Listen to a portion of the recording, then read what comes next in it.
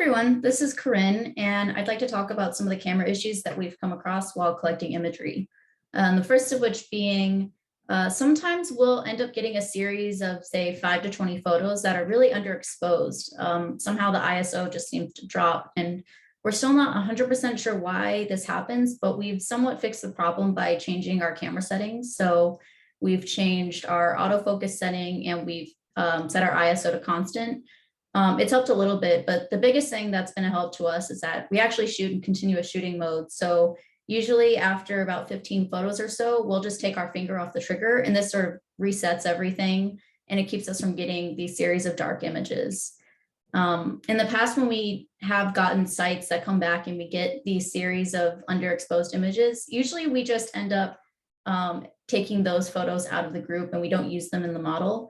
It tends to not be too many where that's an issue, but let's say, for instance, you collect imagery at a site and all the photos are underexposed or overexposed, or you weren't able to white balance, something like that, where most of your imagery has a bit of an issue with it. It's best to, if you can, use some sort of photo editing software like Adobe Lightroom or Photoshop to fix those images up before you turn them into a model.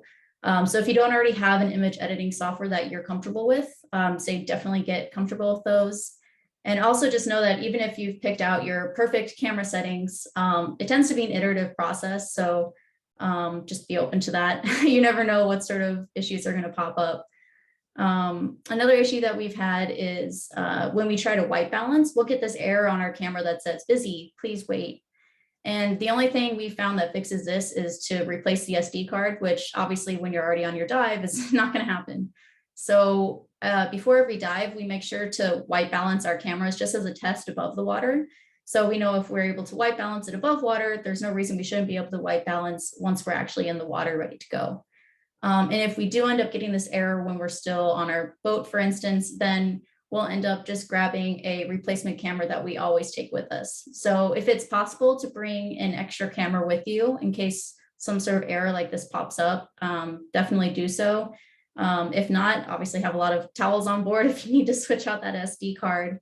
But yeah, any checks that you can do with the camera or with any sort of equipment before you get in the water, definitely go ahead and do that.